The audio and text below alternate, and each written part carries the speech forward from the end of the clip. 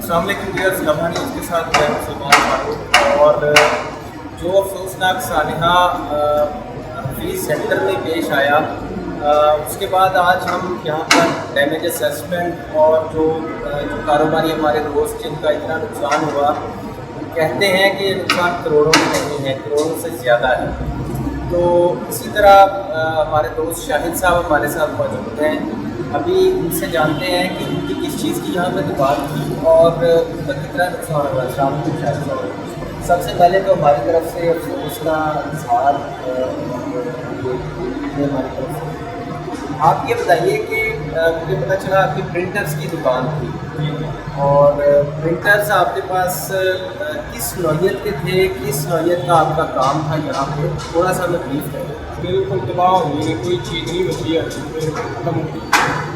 اچھا شاہد صاحب، یہ بھی ہوتا ہے کئی بار بندہ کسی تو ادھار لے کے چیزاں پھر کام کر رہا ہوتا ہے، اس طرح کی کوئی پوزیشن تو نہیں سی؟ نہیں، اس طرح کی سر کوئی پوزیشن نہیں سی، سامان اپنے سی، ہاں جی، لیکن جل گیا بالکل۔ بڑا افسوسناک ہے، کیونکہ اس ٹائم پہ پتہ نہیں سی چل رہا، آگے ابھی زیادہ سی پرسوں، لیکن ہوں دیکھ رہے ہیں جدوں ساریا دکانوں کے افسوس تو پہلے بھی سی، لیکن ہوں تو پہلے دکھ ہو رہا ہے کیونکہ اندر کوئی چیز بچتی نظر ہی نہیں آ رہی۔ ہاں جی، بالکل سوا ہو گئی، کوئی چیز نہیں، کوئی چیز بچی نہیں ہے جی، بس بیچارے لوگ آسمان کے نیچے زمین کے آتے۔ بڑا افسوسناک۔ اچھا، بلڈنگ جیڑی سانوں نظر آ رہی ہے، بلڈنگ ڈیمیج بھی بہت زیادہ ہوئی ہے۔ تھوڑا کی خیال ہے 15 دن کی تو بند تو کیا گیا ہے، لیکن 15 دن بعد کھلے کی ہے، نہیں نہیں لگتا کہ اس اسٹرکچر کے اتنے انہوں دوبارہ دکانیں بن سکتی ہیں، تو پورا ٹایا جائے گا پھر نہیں سر جی، یہ کارنر ہے نا، یہ تھوڑا جہا ڈیمیج ہے، باقی تو سائڈ سے ڈیمیج نہیں ہے، باقی یہ سائڈ جی نیچے تو لے کے اوپر تک سیف ہے، لیکن بالکل ٹھیک ہے، خراب نہیں ہے۔ نہیں تو ایک پارٹ اگر کمزور رہ جائے تو پھر تو نہیں نہ ہو سکتا۔ باقی وہ دیکھو نا جی، چیکنگ کرنے والے جڑے ادارے نے وہ چیک کریں گے، اگر وہ کلیئر کریں گے تو پھر ہی ہوئے گا نا۔ جس طرح کلیئر کرتے ہیں کہ رپورٹ آتی ہے، اس پر رپورٹ آنی پھر پتہ ہے۔ یہ پارٹس ہم نے آپ کو دکھایا ہے، یہ وہ جگہ ہے جو شدید ترین ڈیمیج ہے۔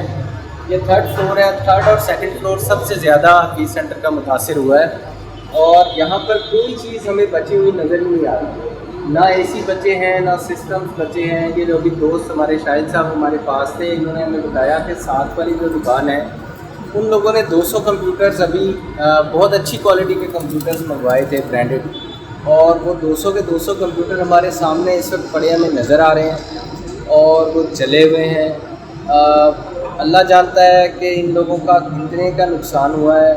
بہت سے خاندان یہاں سے پلتے تھے، یہاں پر موبائل، یہاں پہ جو دنیا جہان کی چیز ہے جو کوئی لینے کی خواہش رکھتا ہے، وہ ساری کی ساری ہمیں جلی ہوئی نظر آ رہی ہیں، اور اس کی ڈیمیج اسیسمنٹ کی جا رہی ہے انتظامیہ کی جانب سے، لیکن جو اس کی کنڈیشن ہے اسے دیکھ کر اگر یہ کہا جائے کہ یہ بلڈنگ شاید اس حالت میں قابل استعمال نہیں ہو سکتی تو شاید یہ غلط کام، اس کو سارے کے سارے کو توڑ کر دوبارہ بنانا پڑے گا۔ اس سے پہلے بھی ہم نے دیکھا کہ اس کے بالکل اپوزٹ پیس سینٹر جو ہے اس میں بھی کافی دفعہ آگ لگی ہے، آتش زدگی کے واقعات ہوئے ہیں، لیکن اس سے کوئی سبق سیکھا نہیں جا سکتا۔ ہم نے جو ارد گرد کے ایریاز ہیں وہاں پہ دیکھا، پیچھے آئی ٹی ٹاور ہے، اس کے ساتھ سینٹر کے سامنے 2 چھوٹی مارکیٹس ہیں، موبائل ہیں، وہاں پر ہم نے لوگوں کا شدید رش دیکھا، وہاں پر لائنیں لگی ہوئی ہیں اور لوگ اپنے موبائل ٹھیک کروانے وہاں پر جا رہے ہیں، کیونکہ الٹیمیٹلی